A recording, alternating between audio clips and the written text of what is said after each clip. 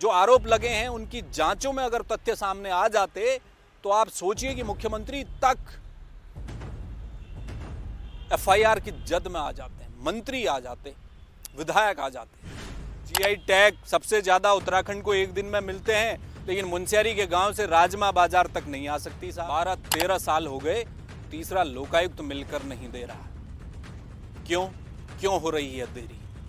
किस बात का भय है? तो अब जब अन्ना हजारे लोकायुक्त की बात करेंगे तो उत्तराखंड के लोगों के सीने में भी टीस उठेगी, दर्द उठना लाजमी है, क्योंकि हम भी भुक्तभोगी लोकायुक्त के। एक सिविल सर्विसेज के एग्जाम में तो प्रश्न भी आया कि देश का पहला लोकायुक्त विधेयक पारित कराने वाला राज्य कौन सा है? उत्तर था उत्तराखंड। बताइए, पहला राज्य बना। वो 100 दिन आज 3285 दिन तक पहुंच गए, लेकिन लोकायुक्त नहीं आया तो नहीं आया। कोई भ्रष्टाचार करे तो सरकार जांच कराएगी, सजा दिलवाएगी, और अगर सरकारी भ्रष्टाचार कर दे, कोई मुख्यमंत्री हो, कोई मंत्री हो, कोई विधायक हो, कोई राजपत्रित अधिकारी हो, वो भ्रष्टाचार कर दे तो उसकी जांच कौन करे? हार्ट अटैक से मरने से अच्छा है कि मैं जनता के काम के लिए आमरण अनशन करते हुए इस जीवन को त्याग। राज्यपाल को नियुक्ति करनी है, लेकिन नाम तो जाए, कोई सिफारिश तो हो किसी नाम की। राजभवन नाम ही नहीं जा रहा, राज्यपाल कहां से नियुक्त करे? और वो खोज भी कौन रहा है? और अगर भ्रष्टाचार नहीं हो रहा होता तो सीबीआई उत्तराखंड के चक्कर क्यों काट रही होती है? 3 मामले उत्तराखंड में इस वक्त ऑनगोइंग जांच, 3 मामलों की सीबीआई के हाथ में। इसका मतलब भ्रष्टाचार तो हो। कर्मचारियों को तनख्वाह देने में और मेंटेनेंस में 3-3 करोड़ रुपया खर्च हो रहा है साल का, और बड़े साहब नहीं है दफ्तर में, तो जांच कौन करेगा? वो किस काम का वो दफ्तर है जो देहरादून में मौजूद है? या फिर सरकार की फाइलों में राज्य का जो मौसम है वो गुलाबी ही दिखाया जाएगा? दिल्ली से एक केंद्रीय मंत्रालय ने एक चिट्ठी उत्तराखंड भेजी है। मामला है एक भ्रष्टाचार से जुड़ा हुआ, उसकी जांच होनी है। और ये जांच जिस संस्था को लिखी है केंद्रीय मंत्रालय ने, वहां कामकाज ही नहीं होता, ताले लगे हुए हैं, और सालों से जो फाइलें हैं जांच की वो एक कमरे में बंद हैं, और अलग अलग भ्रष्टाचार के मामले, उनकी शिकायतें दफन हैं। तो फिर उस संस्थान को चिट्ठी क्यों लिखी? हाँ जी, संस्थान है लोकायुक्त, जहां पिछले 12 सालों से बड़े साहब की नियुक्ति नहीं हो पाई है। फाइलों का ढेर लगा है। सफेद हाथी बन चुका लोकायुक्त अपने अगले बॉस का इंतजार कर रहा है। 2 बॉस पहले मिल चुके हैं, तीसरा मिल नहीं रहा। सरकारें नियुक्ति ही नहीं करना चाहती। क्यों? इस चिट्ठी के बाद एक सवाल खड़े हो रहे हैं कि ऐसा लोकायुक्त किस काम का? क्यों पीछे हट रही है सरकार लोकायुक्त की नियुक्ति से? किस बात का डर है?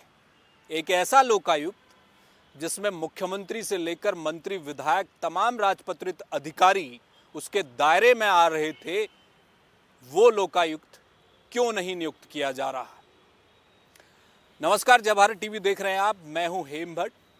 अब तो अन्ना हजारे भी जाग गए। रालेगढ़ सिद्धि में 30 जनवरी से वो महाराष्ट्र की बीजेपी सरकार के खिलाफ आमरण अनशन में बैठने जा रहे हैं। अन्ना हजारे का कहना है कि महाराष्ट्र में लोकायुक्त जो बिल है, विधेयक है, वो पारित हो गया, लेकिन लागू नहीं, लोकायुक्त की नियुक्ति नहीं हो रही। वहां भी यही हाल है।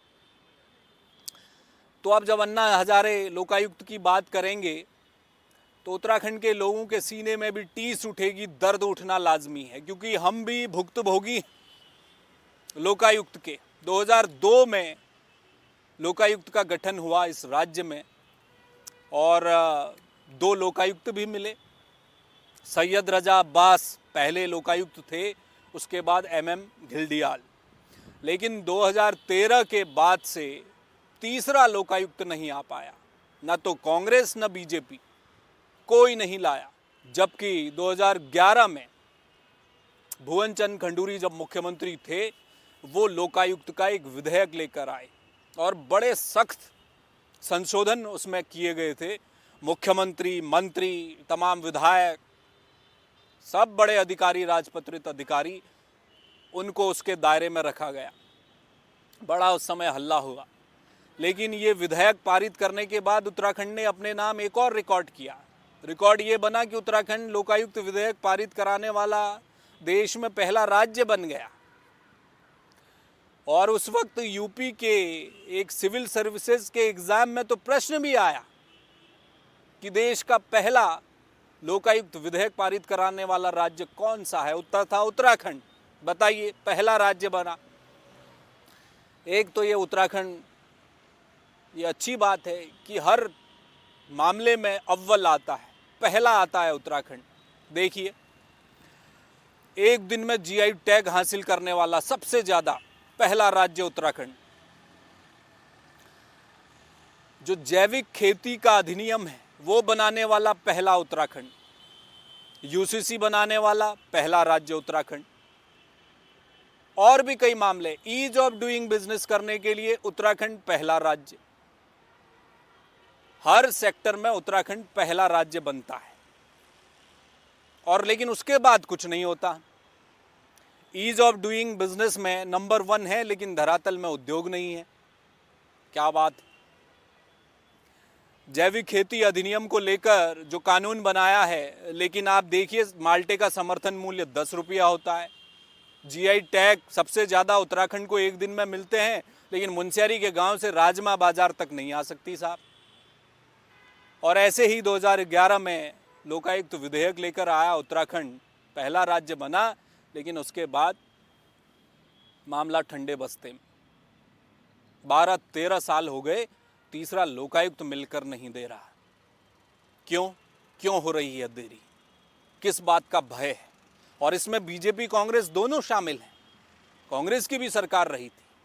और पिछली बार तो 2017 में जब बीजेपी सत्ता में वापस आई, त्रिवेंद्र सरकार जब बनी, तो उस समय बीजेपी के मैनिफेस्टो में इस बात का दावा था, वादा था लोगों से कि हम 100 दिन के भीतर लोकायुक्त नियुक्त कर देंगे। वो 100 दिन आज 3285 दिन तक पहुंच गए, लेकिन लोकायुक्त नहीं आया तो नहीं आया। अब ये पूरा मामला नैनीताल हाईकोर्ट में भी है, लंबित है। कोर्ट ने भी कई बार राज्य सरकार को खड़खड़ाया है कि भाई क्या कर रहे हो, लोकायुक्त तो नियुक्त करिए। और वहां भी जवाब तलब चल रहा है। मुख्य सचिव जवाब भी दे आए हैं एक बार कि साहब कर रहे हैं, बैठक चल रही है, जो समिति बनी है उसकी बैठकें चल रही हैं। सुनने में तो ये भी आया है कि सर्च कमेटी बनी है और लोकायुक्त को खोजा जा रहा है, मिल के नहीं दे रहा कोई योग्य आदमी। क्या बीच में चर्चा ये भी आई कि बैठकें हो रही हैं, जो समिति है, कौन होगा समिति? मुख्यमंत्री, विधानसभा अध्यक्ष, नेता प्रतिपक्ष और उच्च न्यायालय के मुख्य न्यायाधीश उत्तराखंड के, या उनके द्वारा नामित किया गया कोई सदस्य। ये 4 लोग होंगे और एक सर्च कमेटी ये अपने अधीन बनाएंगे। वो सर्च कमेटी जाकर योग्य व्यक्ति को ढूंढ लाएगी जो कि उत्तराखंड में लोकायुक्त बनने के लिए योग्यता रखता हो। खबरें आई कि जी नेता प्रतिपक्ष जो हैं वो बीच में एक आध बैठकों में नहीं आए। और दिल्ली में नेता प्रतिपक्ष राहुल गांधी किसी बैठक में न जाएं और वहाँ फैसला न हो, वो अलग एपिसोड है वहाँ का। और यहाँ नेता प्रतिपक्ष की वजह से लोकायुक्त की नियुक्ति रुक जा रही है। कोरम तो शायद 3 में पूरा हो जाता, लेकिन ये सब गोड़गाड़ चल रहा है। इस सब के बीच जो नुकसान उठाना पड़ रहा है वो उत्तराखंड के सिस्टम को, सरकार को उठाना पड़ रहा है। नेता तो आज हैं, कल चले जाएंगे, लेकिन भ्रष्टाचार की बदौलत जो चूना उत्तराखंड के संसाधनों को लगा है, जो वित्तीय हानि हो रही है, लोगों के साथ जो अन्याय हो रहा है, उससे कैसे पार पाया जाएगा बिना लोकायुक्त के? अब कहा जाता है ना कि अगर कोई भ्रष्टाचार करे तो सरकार जांच कराएगी, सजा दिलवाएगी। और अगर सरकार ही भ्रष्टाचार कर दे, कोई मुख्यमंत्री हो, कोई मंत्री हो, कोई विधायक हो, कोई राजपत्रित अधिकारी हो, वो भ्रष्टाचार कर दे तो उसकी जांच कौन करेगा? उसकी जांच करने के लिए लोकायुक्त थे, चाहिए थे। अब सत्ता में बैठे लोग अपने रक्षा कवच के लिए क्या कुछ सोच कर बैठे हैं, एक विषय तो ये है। लेकिन इधर जनता के रक्षा कवच का क्या होगा, उत्तराखंड के संसाधनों का क्या होगा, संविधान का क्या होगा? एक संवैधानिक संस्था जो किसी के दबाव में नहीं आती, लोकायुक्त पर किसी का दबाव नहीं होता, वो संवैधानिक संस्था थे, स्वतंत्र थे। अब उसमें भ्रष्टाचार मुख्यमंत्री भी करे, कोई मंत्री करे, विधायक करे, कोई बड़ा अधिकारी करे, तो सरकार से अनुमति लेने की आवश्यकता नहीं थी। अगर जांच में जो आरोप लगे हैं उनकी जांचों में अगर तथ्य सामने आ जाते तो आप सोचिए कि मुख्यमंत्री तक एफआईआर की जद में आ जाते हैं, मंत्री आ जाते, विधायक आ जाते। ये फायदा होना था उत्तराखंड में लोकायुक्त का, लेकिन मजाल है कि नियुक्ति हो जाए, हो ही नहीं पा रही है। नैनीताल हाईकोर्ट में मामला है। अब एक और सवाल है जी, जांच एजेंसियां तो बहुत हैं, बीच में सरकार, अभी तो सरकार प्रैक्टिस करती हुई दिखाई दे रही है कि नहीं, आजकल कुछ सरगर्मियां चल रही हैं कि लोकायुक्त को लेकर बैठकें भी चल रही हैं, समिति अपना काम कर रही है, सर्च कमेटी अपना काम कर रही है, राज्यपाल को नियुक्ति करनी है, लेकिन नाम तो जाए, कोई सिफारिश तो हो किसी नाम की। राजभवन नाम ही नहीं जा रहा, राज्यपाल कहाँ से नियुक्त करें, और वो खोज भी कौन रहा है, इस पर भी सवाल है। तो बाकी जांच एजेंसियां हैं, बीच में ये भी कहा गया, ऐसे बयान आए बीच में कि भाई उत्तराखंड में तो जीरो टॉलरेंस की सरकार है, कहीं कोई भ्रष्टाचार हो नहीं रहा, जहां हो रहा है सरकार द्वारा जो जांच एजेंसी बनाई जाती है, वो एसआईटी हो, विजिलेंस हो, कोई भी जांच हो, वो जांच एजेंसी बेहतर काम कर रही है और हम भ्रष्टाचार को वहीं पकड़ ले रहे हैं। तो इसलिए लोकायुक्त का इतना असर पड़ नहीं रहा, आवश्यकता भी इतनी नहीं पड़ रही, ये कहा जाता था अभी 6 महीने पहले तक। अब कहना बंद हुए। लेकिन सारी जांच एजेंसियां उत्तराखंड में सरकार के अधीन है, विजिलेंस तक, पुलिस मुख्यालय के अधीन, मुख्यमंत्री कार्यालय के अधीन विजिलेंस। तो कौन सी ऐसी जांच एजेंसी है जो सरकार के अधीन न हो? सारी जांच एजेंसियां सरकार के अधीन है। सीबीआई तक कितने मामले जाएंगे? और अगर भ्रष्टाचार नहीं हो रहा होता तो सीबीआई उत्तराखंड के चक्कर क्यों काट रही होती है? 3 मामले उत्तराखंड में इस वक्त ऑनगोइंग जांच, 3 मामलों की सीबीआई के हाथ में। इसका मतलब भ्रष्टाचार तो हो रहा। अब कोई अधिकारी कर रहा हो, कोई नेता कर रहा हो, तो उस पर कैसे हाथ डाला जाए, ये सवाल उठता है। इसीलिए लोकायुक्त बनाया गया था। अब उस समय भी भुवन चंद खंडूरी ने शायद यही सोचा होगा। उनके इस जज्बे को हमें सलाम करना चाहिए कि वो मुख्यमंत्री मंत्रियों को दायरे में ले आए कि भैया नहीं, यहां भी अगर आरोप लगते हैं, इस स्तर तक भी आरोप लगे तो जांच हो, और भ्रष्टाचार के खिलाफ सरकार का इकबाल ऊंचा रहे, संविधान जीते, हमेशा जीते, हारे नहीं। इस सोच के साथ लोकायुक्त विधेयक उत्तराखंड में आया। वो पहले विधानसभा में इधर उधर घूमते रहे, कई प्रवर समिति, ये वो अलाना ढिमकाना होता रहा, लेकिन अब नियुक्ति हो जाए तो बेहतर है। वरना जितने भ्रष्टाचार के मामले चल रहे हैं, अगर उसके तार कुछ ऐसे मजबूत शक्तिशाली लोगों तक जाएंगे तो वहाँ जांच एजेंसियां कहाँ जा पाएंगी? और सीबीआई, ईडी का भी मौजूदा दौर में हाल हमने देखा है। मामले 9-9, 10-10 साल चले हैं और उसके बाद खारिज हो गए। ऐसे कई प्रकरण आए हैं। तो इसलिए जो लोकायुक्त की ज़रूरत थी वो उत्तराखंड में नितांत ज़रूरत है। अन्ना हजारे शुरुआत कर रहे हैं महाराष्ट्र में। वो अन्ना हजारे जिन पर कांग्रेस लगातार आरोप लगाती रही कि ये आरएसएस के दरअसल एक एजेंट हैं और ये बीजेपी के लिए काम करते हैं, और उसके बाद गहरी निद्रा में अन्ना हजारे सो जाते हैं, ये आरोप कांग्रेस ने लगाए। लेकिन अब वही अन्ना हजारे महाराष्ट्र की बीजेपी सरकार के खिलाफ आमरण अनशन में बैठने जा रहे हैं। वो कह रहे हैं कि जब तक सांस है तब तक बैठूंगा। हार्ट अटैक से मरने से अच्छा है कि मैं जनता के काम के लिए आमरण अनशन करते हुए इस जीवन को त्याग दूं।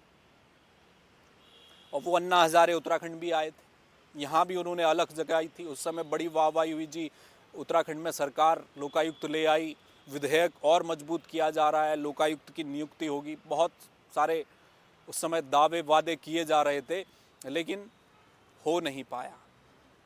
अब उत्तराखंड में भी कई समाजसेवी हैं जिन्होंने ये ऐलान कर दिया है कि अगर लोकायुक्त की नियुक्ति धामी सरकार नहीं करती जल्द, तो वो आमरण अनशन में वो भी बैठने जा रहे हैं। उधर से हाईकोर्ट का भी दबाव है। तो अब देखना ये है कि सरकार लोकायुक्त की नियुक्ति करती है, समय पर करती है, जल्द से जल्द करती है, क्योंकि वहाँ जो लोकायुक्त का भवन है वो अभी है, 30-40 तो कर्मचारी मौजूद है वहाँ। काम, जांचें नहीं चल रही, जांच के नाम पर फाइलों का जट्ठा लगा हुआ, लेकिन उस ऑफिस को, उन कर्मचारियों को तनख्वाह देने में और मेंटेनेंस में 3-3 करोड़ रुपया खर्च हो रहा है साल का, और बड़े साहब नहीं है दफ्तर में। तो जांच कौन करेगा? वो किस काम का वो दफ्तर है जो देहरादून में मौजूद है?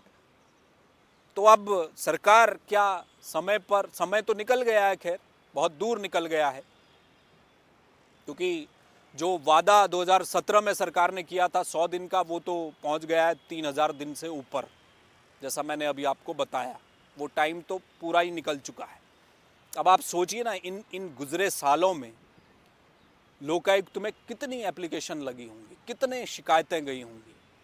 एक 2016 की एक आरटीआई ही बता रही थी लगभग 1000 के आसपास शिकायतें पेंडिंग हैं अभी लोकायुक्त में, अब तो और हो गई होंगी। तो ये हजारों शिकायतें लोकायुक्त में आज भी पेंडिंग है, सिर्फ इसलिए क्योंकि सरकार लोकायुक्त की नियुक्ति नहीं कर रही। ये दुर्भाग्य है।